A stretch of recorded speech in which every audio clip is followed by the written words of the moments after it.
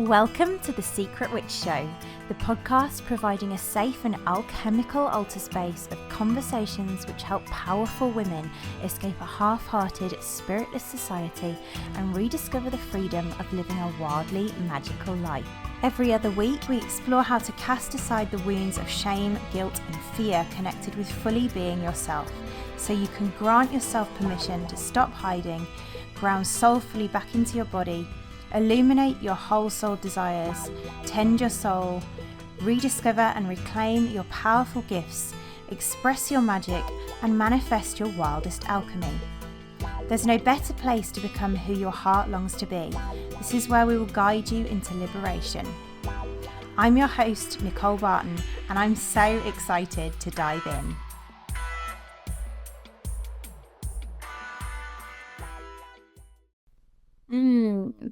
I have a truth-telling one here today, female loves, and I'm excited to share it. And I'm going to name that as you listen, I want you to listen without shame, knowing that this is a common secret witch pattern. And if you would love to liberate it, I've birthed something new recently, a free offering, Moonlit Apothecary, love letters from the not so secret witch.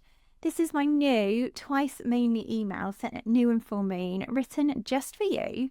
And each one serves soft yet potent transmissions of archetypal art and soul science for the secret witch remembering her magic. And I can promise you there are no quick fix spells ever in this email. So this is for you if you love what I share and you want to hear more of my voice to help you stop hiding, unlock your magic and become a healer witch, especially if your inner voice is saying absolutely not.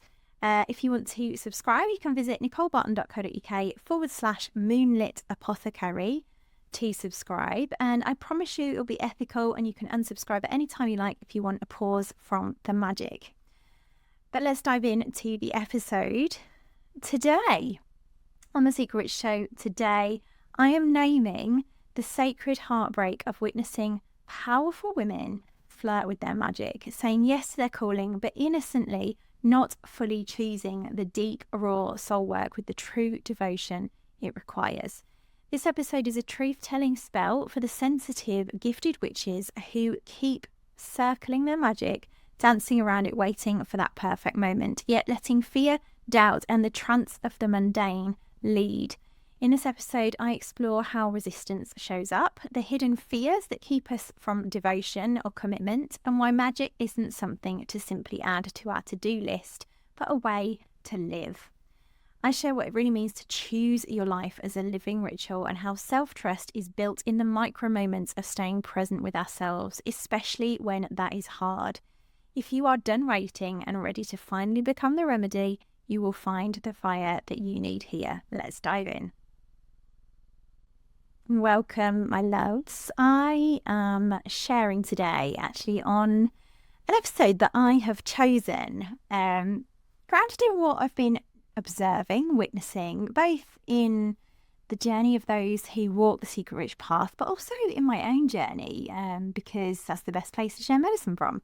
So I've added in a sneaky little episode today that hasn't been chosen by the group, but I'm hoping you will love it. And it's a bit cheeky. It's got a bit of a cheeky title. So I called it How to Stop Flirting with Your Magic and Get Devoted to the Work, which feels quite fun. So let's approach this medicine, which is quite fiery, in a fun way.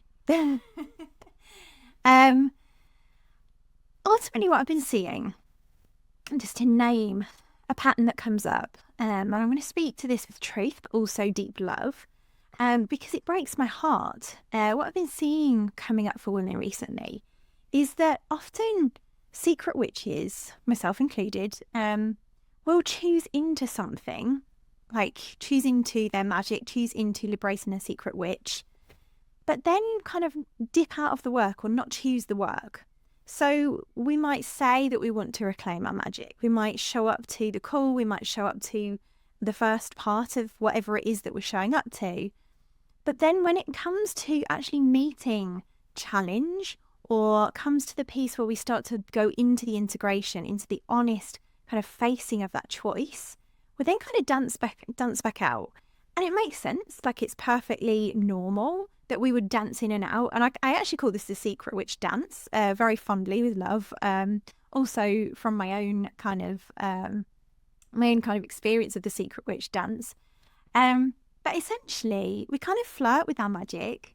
We kind of pretend for a little bit. We kind of like, oh yeah, this is juicy, this is magnetic. And then we don't go all in. And I see this pattern showing up for lots of women who I know deep in their bones, like, feel that call to magic. Like, they are here for the magic. And so it breaks my heart because I see so many magical women called here, women who are deeply gifted, like women who are remedies in human form. But instead of choosing their medicine, they kind of float away.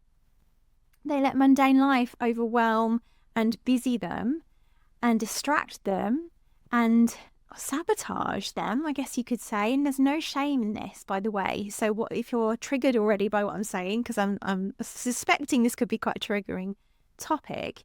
But like, as we feel that, like, that mundane life kind of leading us away, like, there's no shame in that. This is just what we've been taught by a world that doesn't understand magic. Like, we're constantly pulled away from magic because magic seems fantasy or ridiculous or, you know, weird or whatever it is. Like, and so I'm going to talk more to the fears that have us do this. But ultimately, what happens is we'll get pulled back into almost like a trance of busyness, perfectionism, avoidance. Even though we have named and we've got in our hearts and our bones, like, we are here to be healers, we are here to heal ourselves. Like, we feel that call, we start to answer it, and then fear shuts us back down. This is so common and makes so much sense. And it wants lovingly illuminating, because it's not that we're wrong, it's that fear is living us. And so I want to be very honest that usually, although we think that the work of soul is, you know, wonderful and magical, and like, we have this fantasy of magic being like, yay, this is amazing, we're floating away with the fairies. Usually the work of soul, as kind of documented in Maureen Murdoch's Heroine's Journey and many other places, it's been my experience that the work of soul is not just beautiful and nice. That does, you know, in the alchemy of it, we end up experiencing the beauty. But usually when we hit up against actually entering into the portal of fear, it is dark. It's not light, drenched and easy. It's a descent into the body where we've been avoiding for a whole lifetime, and into our darkness to meet the truth of what we've come here for, because our gifts are reclaimed in our wounds. So that means it's raw, it's messy, it's dirty, it's deep, and it's also sacred. But so what can happen is we'll kind of flirt with the idea and like live in this idea of like, oh, this is going to be an amazing little bubble. And then we realize when faced with meeting the deepest, darkest places of ourselves. So this episode is not just like all love and light. It's a spell. It's a wake-up call for the witch who knows that she came here for more, but hasn't yet chosen it because of all the innocent fear that comes up. And I'm totally here for the secret witches who feel the fear. That is who the secret witch is. She's the woman who feels the fear, the terror. Like, it's terrifying as we realize, oh, we're here for magic. We're the sensitive ones. We're the magical ones. But we also realize there's a journey to go on. And we're kind of dancing on the edge of choosing it fully.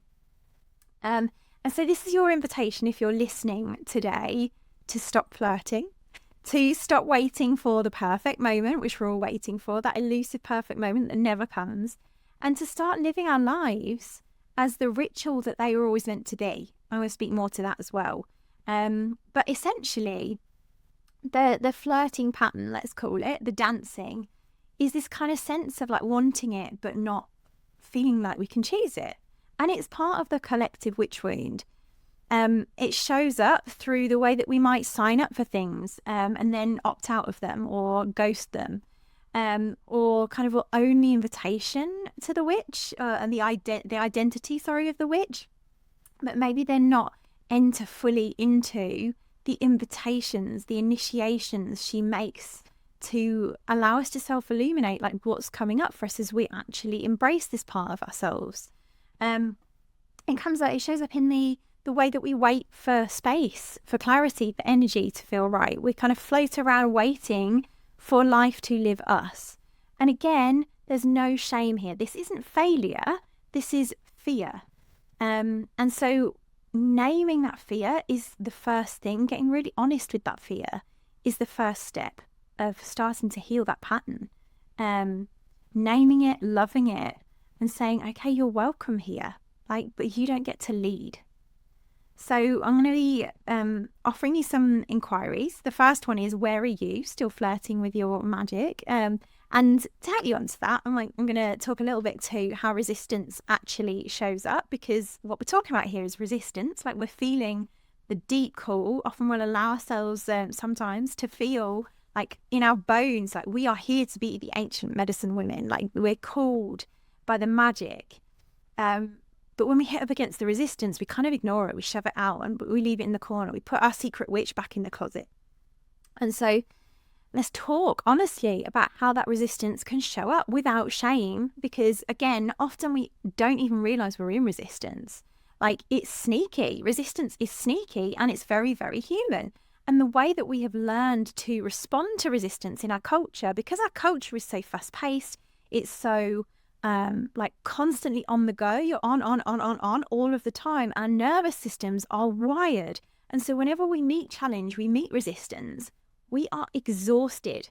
And to be able to meet challenge from an exhausted place is unlikely. Like, we have to be tended, we have to be resourced in order to meet challenge. So when we think about even stepping into owning our witch, the first part of the work is learning how to tend our nervous system so we can even see our resistance, because our shadow will go, resistance? No, I don't have resistance. And then it's not until we start to look that we realize we do. So common faces of resistance include, I'm too busy. These are things that I hear women say all the time, even myself all the time. Like, I can't do that, I'm too busy. I've got no time. I'm really rushed. I'm really stressed. I've got no time. Life's too full. I'm exhausted. Life sudden, and let's honor the exhaustion, because that probably is true. But the fact that we say I'm too busy is not truth, because we are the sovereign rulers of our time and space. Like, if life feels full, it's because we've chosen it to be full. And that's an uncomfortable truth to look at, because especially when we're mums, we work, we have family to look after, we have a home to keep. Like, it's deeply uncomfortable because it conflicts with this part of us that feels in victim to life and like all the responsibilities that we carry. And yes, let's honor those responsibilities. Those are true. Like, I feel those demands, and I'll talk more to that as well. But we are still the ones who created that. So let's own it. Like, even when our magic is what our soul is calling for, like, this I'm too busy can creep in. And I think it was in the free taster in the apothecary that I did a meet your witch taster. I think it was heal yourself, become the healer. And in that, we talked a little bit about carving out space for our witch. So if you're wanting that, then have a little look for that, because that was a great session. So other phrases of resistance are, I'm tired. And again, that makes perfect sense. I mean, a lot of witches have come here feeling burned out. Like, this is, again, one of the ways that the secret witch is often initiated is through like exhaustion. And we want to honor that in many ways, because that is a very real symptom that our body is showing us. And what we want to do if we're feeling fatigued is we want to give ourselves some rest. Like, if we're sleeping during the work, then there's a good sign that our body needs some rest to feel resourced to do the work.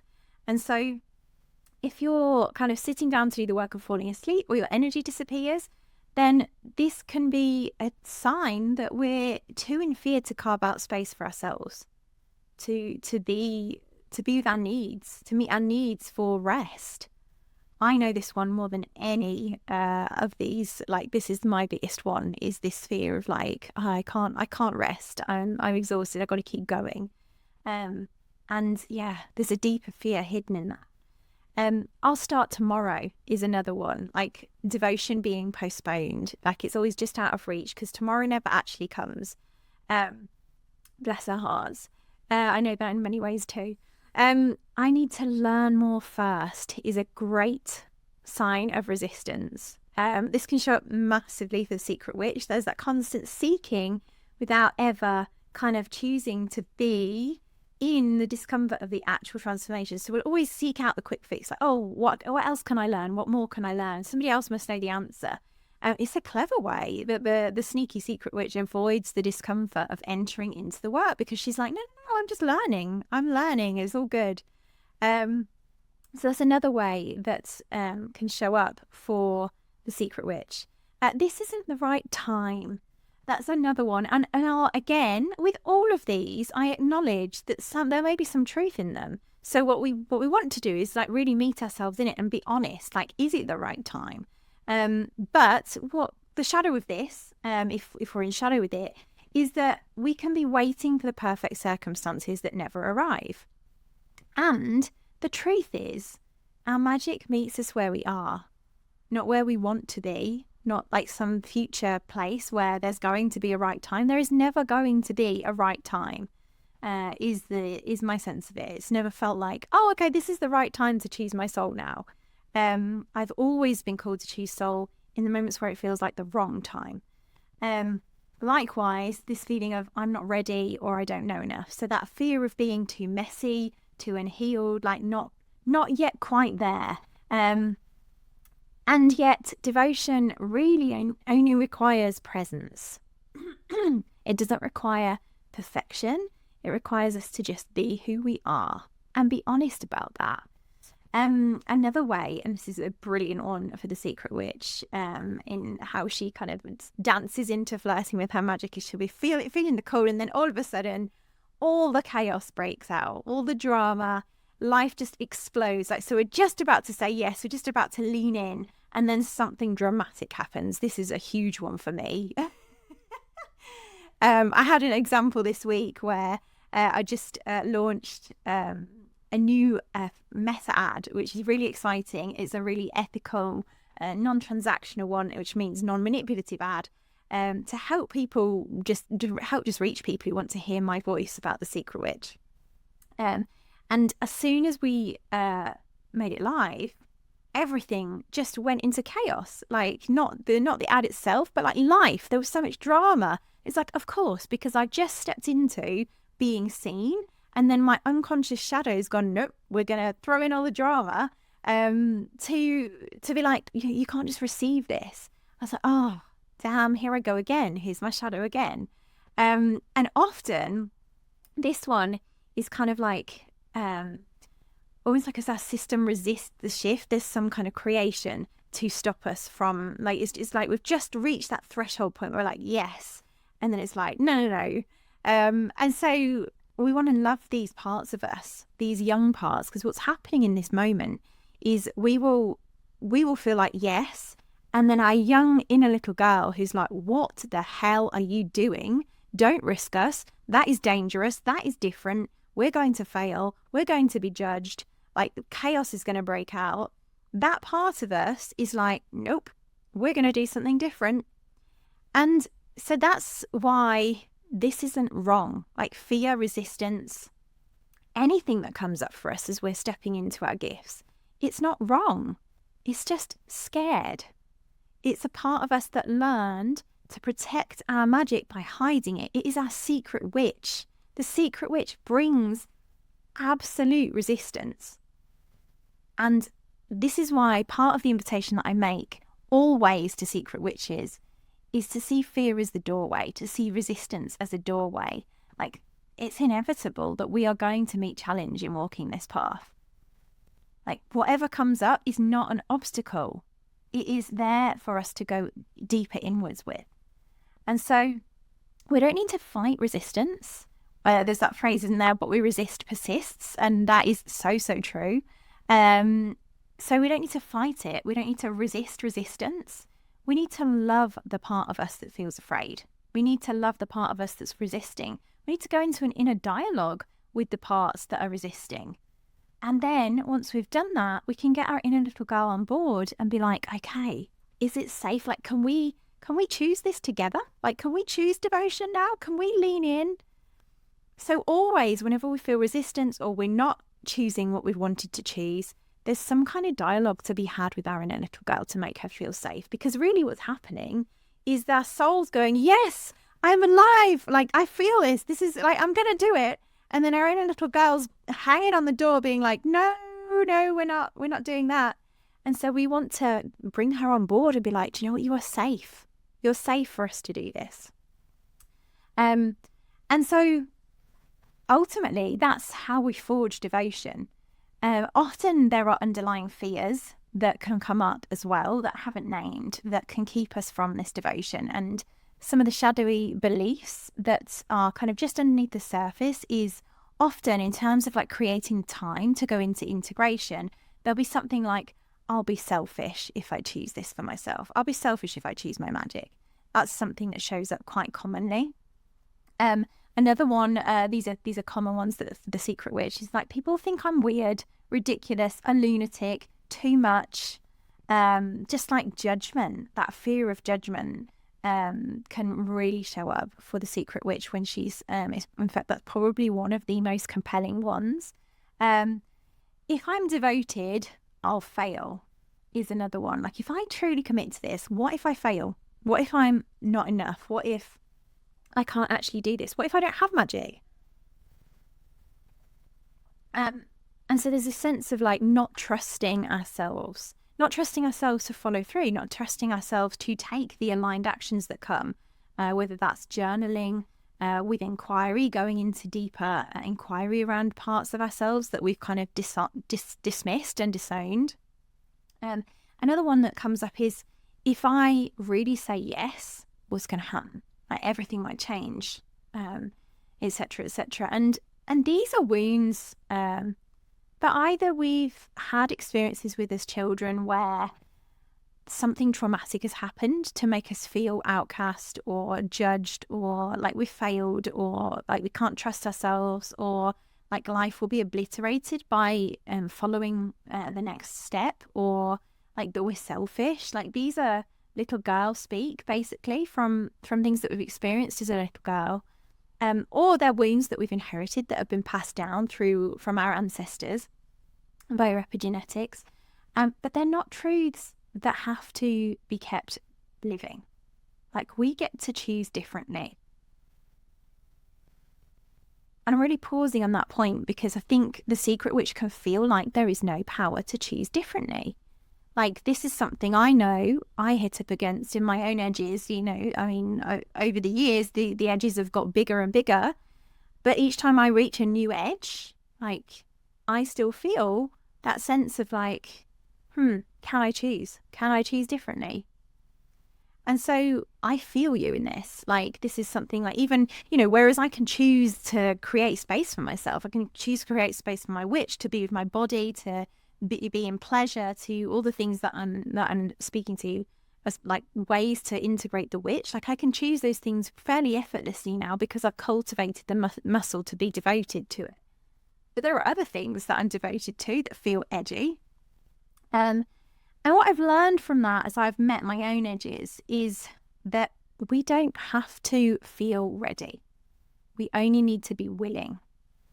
One of the other things that I forgot to mention were the other underlying deeper fears that I think can show up, particularly around taking the aligned actions with entering into the magical portal with our witch and following the nudges, is that there's often this underlying sense, this underlying fear of burning out. Or maybe we've burned out before. I asked a question in my group the other day, and about how many people had experienced burnout, and there were so many people that had experienced burnout. And it doesn't surprise me, because archetypal phosphorus, which is the remedy of the flame, is what's on the end of a match.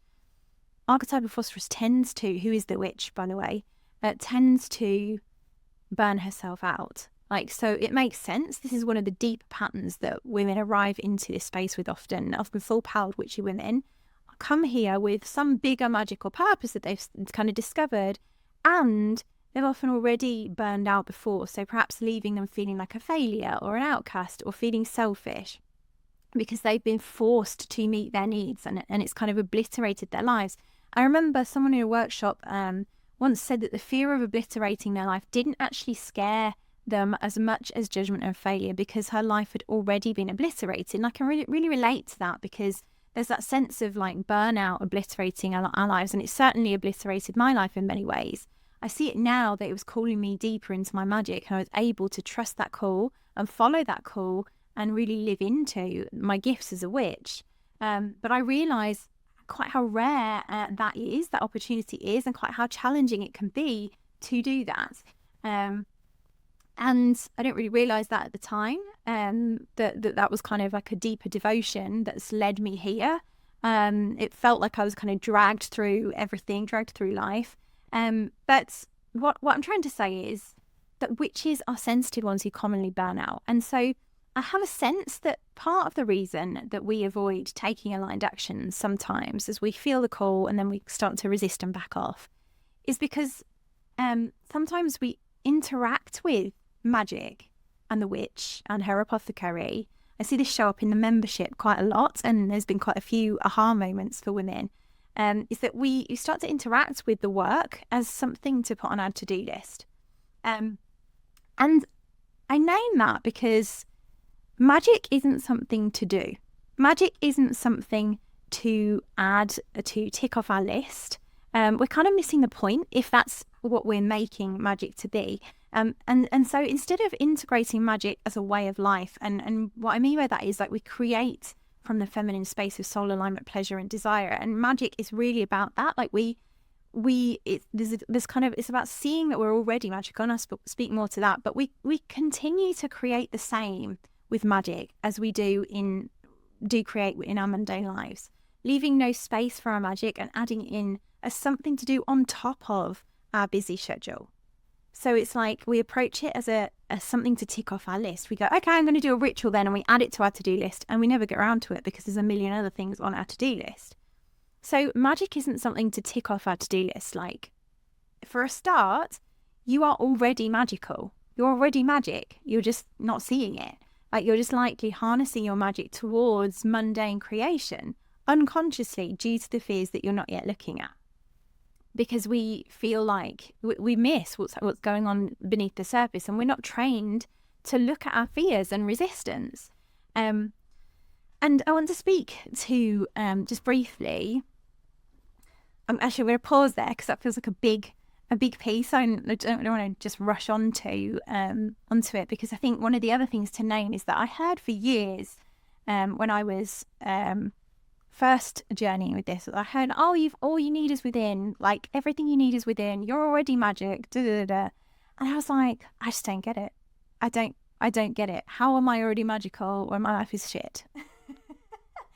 And now I realise very casually, I'm just dropping in, you're already magical. And people are probably like, how? And it's part of manifesting law. Like we, again, teach that, a lot of teachers teach that manifestation is something to do. Like we have to create a vision board, and we have to do X, Y, Z, and do a million rituals to make our vision come true. But ultimately, we are already creating. And where our creation comes from is either our wounds or truth. And what's likely happening is that our inner little girl is creating for us. So when I say we're already creating, life is living us. Life is creating as us. It's just that our inner little girl kind of gets in the way of that, unconsciously creating with her shadow. I'm going really deep here, so if you're not grasping what I'm saying, don't worry. Like, you don't need to know really, but all you need to begin to do is to open to the idea that maybe you're already magic. And that's why there is an illusion of readiness, because it's helpful to know that we're already magic, because we have this kind of illusion of like, I need to be ready. I need to be more ready to begin. there is never going to be a moment when we feel ready. In fact, what's creating for us as us there is the part of us that feels like we are not ready. Because readiness is the fantasy that keeps witches safe from their power. And so this "I'll do it when" keeps us in limbo. And actually it's the other way around. We often think, oh, when I feel ready, I'll do this. Whereas actually the energetic comes first. We have to cultivate a readiness. We have to allow ourselves to be willing to just step in anyway. And that seems backwards, but ultimately feeling unready is the exact signal that you are ready, that it's time. Because otherwise you wouldn't even be questioning it. So ultimately, what I'm trying to say is our fear, our resistance is not a stop sign. Our fear and resistance is a doorway. But we are so used to fear in our nervous systems that we as a culture respond to it as a no. And often, going back to what I said earlier, we might not even recognize fear as fear. It might just feel like a no in our bodies because we've disconnected from our bodies and what they're showing us. Like if we've been used to numbing with, alcohol or social media or TV or whatever it is, like it's very hard to connect into our bodies and begin to hear what they've got to say because we've numbed it, we've shoved it down so that we don't feel. But healthy fear actually comes in when something is aligned. So in soul alignment, there will be challenges, there will be some fears. And as I mentioned, it's actually a sign that your calling is true. So if you're feeling fear and resistance, it's likely a sign that this is the moment you're being called to change.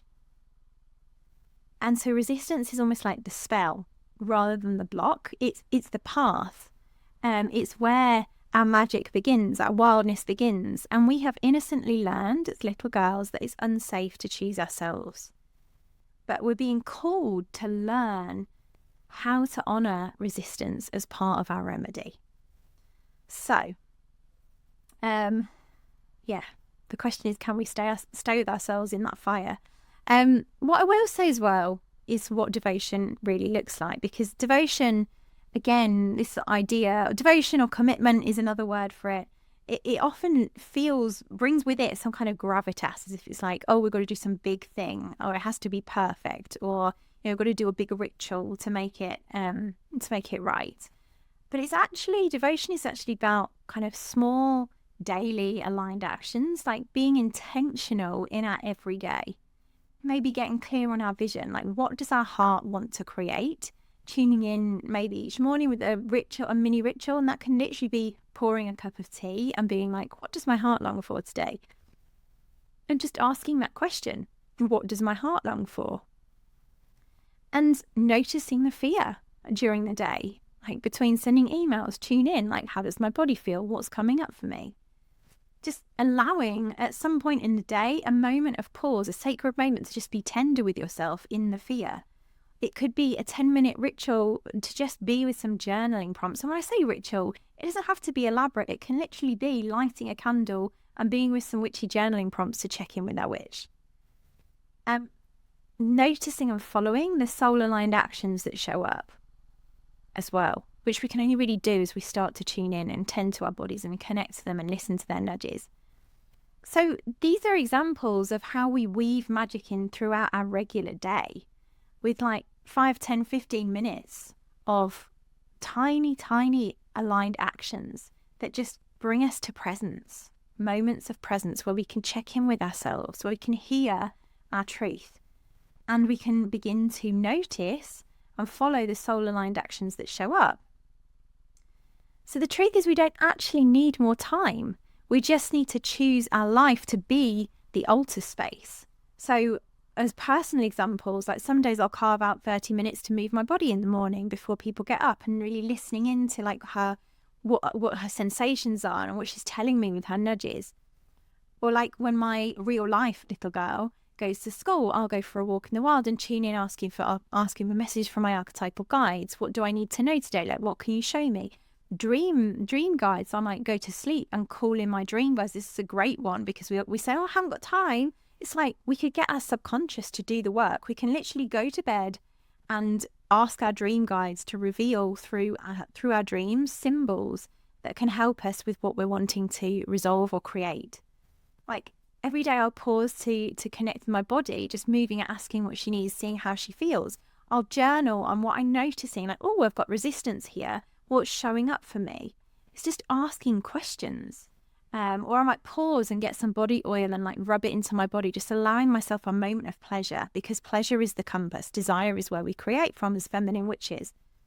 And don't get me wrong, I say those things as if they're easy to choose. Like, this has been hard for me to choose, and it still is in many ways. You know, I have responsibilities, so I feel those who do, like a home, a child, a husband, a business, you know, clients to support, membership to hold, soul readings to do, you know, all of the things.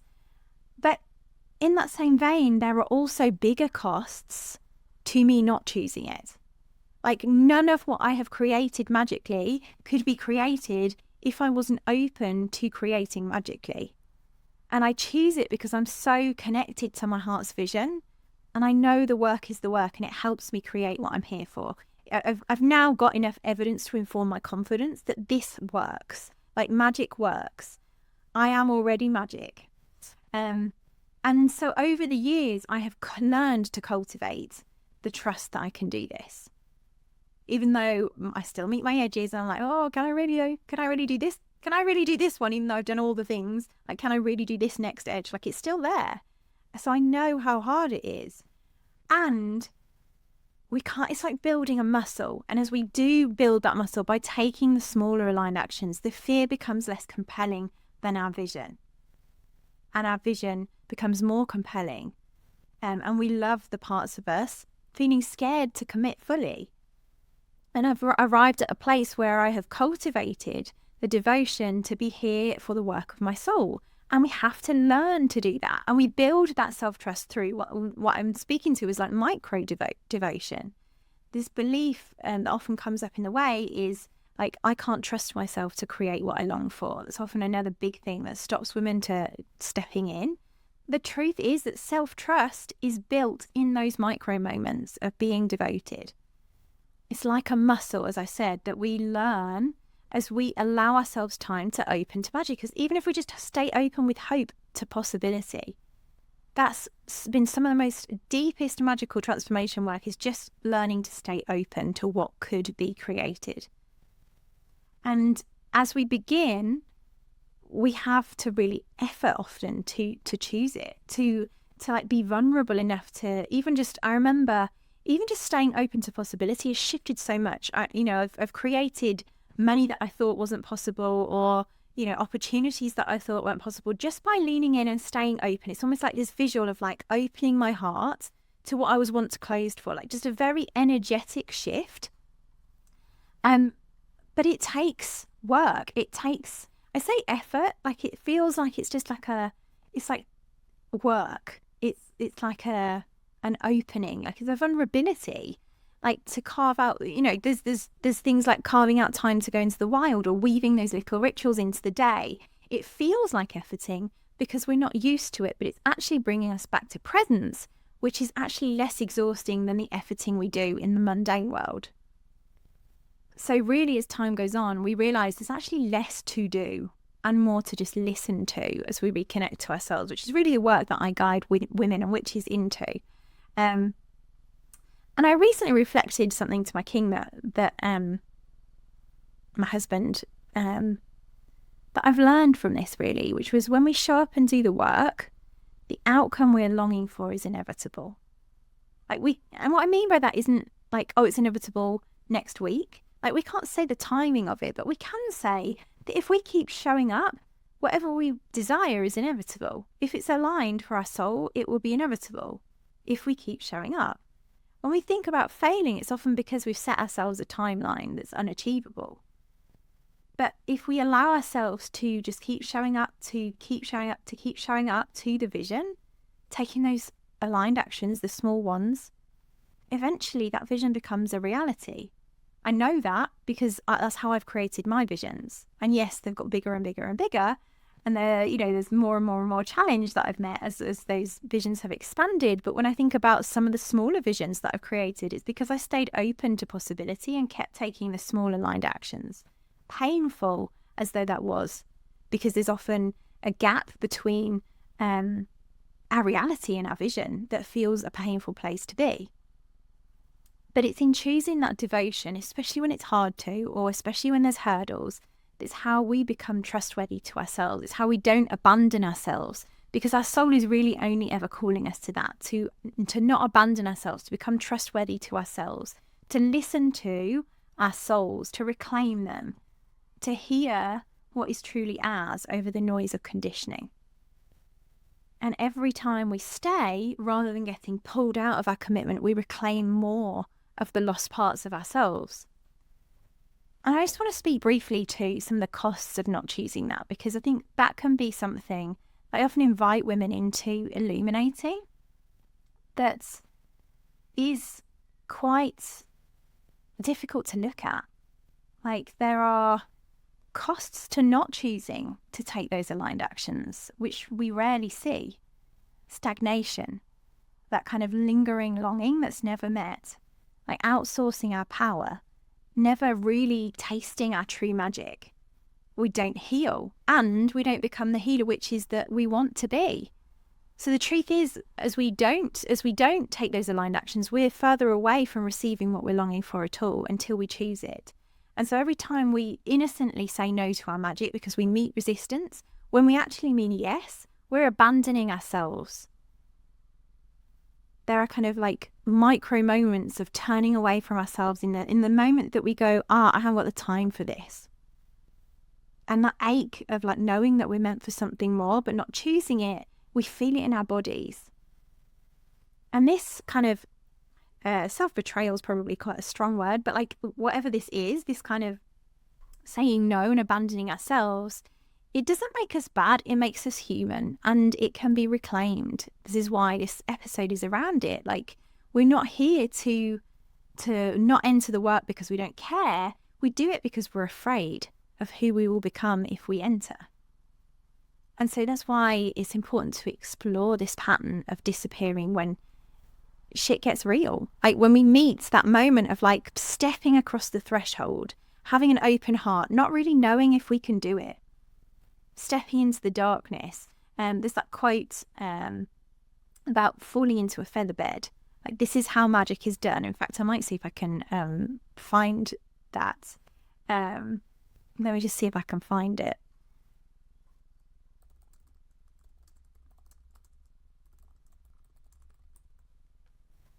Because it's gorgeous. Okay. Nature loves courage.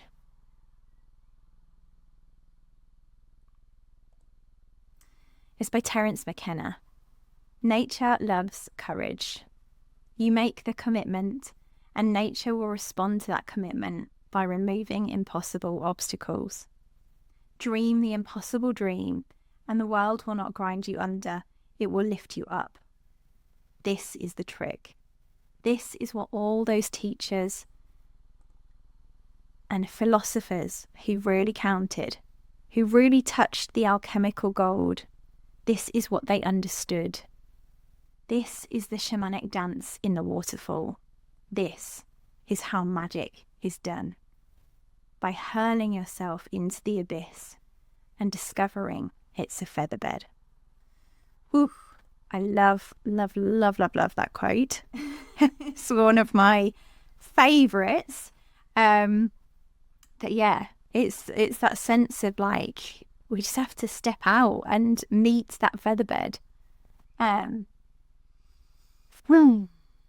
ultimately, like, we can often beat ourselves up at this point. Like, if you're listening to this and you're like, damn it, why do I always do this? Like, why do I always betray myself? Why do I always not choose it? Why do I never follow through with action? Then let's not frame it as like we need to be more consistent and start getting our BT sticks out. We need to bring love and compassion to be able to heal this. So what that wound is actually saying is, am I safe enough to stay? Am I safe enough to keep going? So bring as much love to that as possible, because the benefits of choosing our magic is we get to live our dreams. We get to make the fantasy a reality. We get to heal. We get to create what we came here for. We get to become the healers we long to be. The other piece that I just want to mention is that we also don't have to get it right. Devotion can be messy. In fact, it is messy. There's no getting away from it being messy. We just have to keep returning. And often we can have this kind of illusion that devotion means doing it perfectly or beautifully every day. And I often talk about focus and harnessing the power of focus. It's a universal law of manifestation. And in reality, actually, the harnessing involves simply noticing what we're focusing on and where we're veering away from our vision and asking, is this aligned with our vision?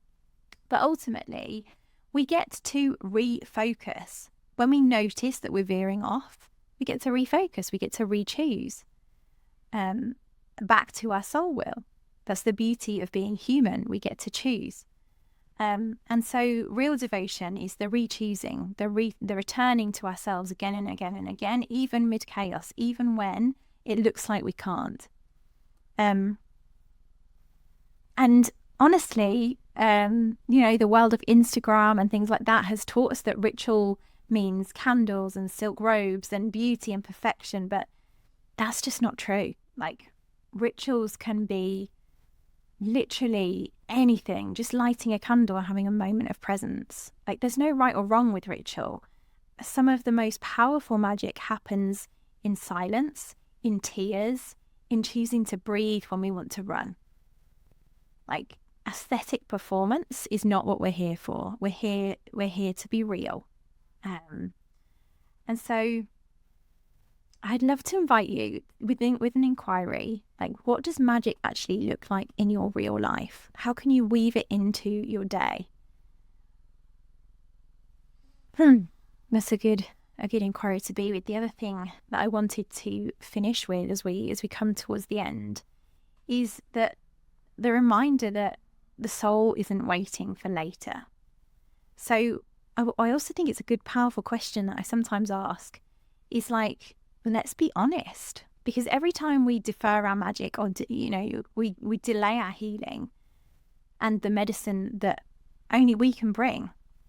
So let's get honest. If you want to be a healer, what's your timeline for creating that vision? Like, is it 3 years? Is it 10 years? Is it 20 years? And get honest with yourself about that. Like, when do you want to actually create this by? And how long are you willing to keep putting it off? Because there's a real ache that I see women feel in this sense of lost time. I've had women say to me, if I'd answered this call when I first heard it, I would be so much further ahead. And bless our hearts. Like, soul knows, what I will say to that is soul knows its own timeline. So there's no shame. Like, there's no shame at all. Our soul literally comes here with a timeline. Sometimes I get frustrated with my soul's timeline. I'm like, hurry up, will you? And so I know the ache of that. But what I would say is, like, we don't need to wait until we're more healed, more ready, more organized. Like, we can choose now, not next moon, now. And the other part of that I want to remind you before we complete is, like, you are already the remedy. And our work here in this path is to see that, because the mundane lens doesn't see that. Like, your life is the ritual, your pain, your beauty, your chaos, it's all part of the remedy. Daily life is the materia medica of soul. And even our resistance, especially our resistance, is a remedy. And our work, my invitation is to have eyes for it, to have eyes for our resistance. Because without doing so, without dismissing it, if we just dismiss it, we'll never be able to learn about ourselves, discover more about ourselves and our edges. So even fear, even the not enoughness, even the resistance, whatever comes up for you as you step into the path of the witch is part of your remedy. Like, our challenge, our fear, our frustration is our material for liberation. And it invites us deeper into the work of alchemy. And a lot of what I do in the apothecary is about helping women start to see that, like in the membership. When we meet, often we'll arrive in the membership expecting, like, okay, I got my pad and paper, and I'm going to write all the notes and know exactly what I'm doing. And we arrive and it feels like, oh my God, what is this? Like chaos. We don't know where to go. We don't know what to do. And we have challenge. We meet challenge. We get overwhelmed.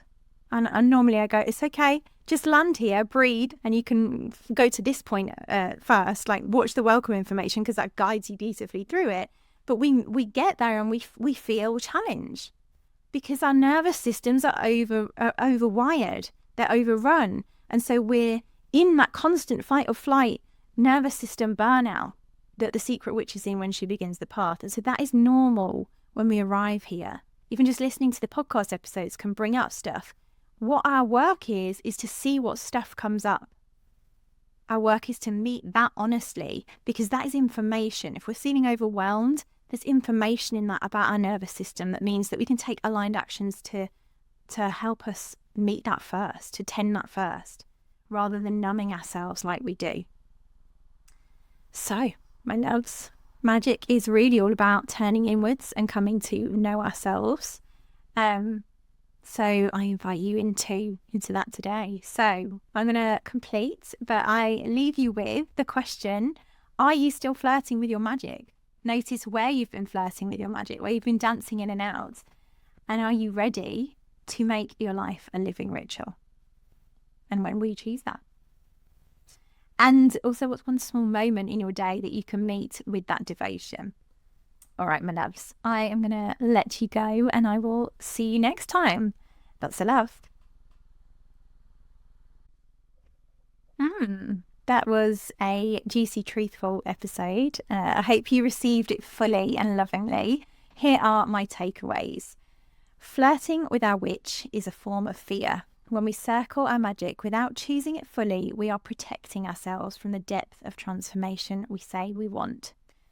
Resistance is the remedy. The moment we want to run is often the very doorway into our next initiation if we can stay just one breath longer. Readiness is an illusion. We think that we need to feel ready to begin, but devotion is what actually builds the readiness we long for.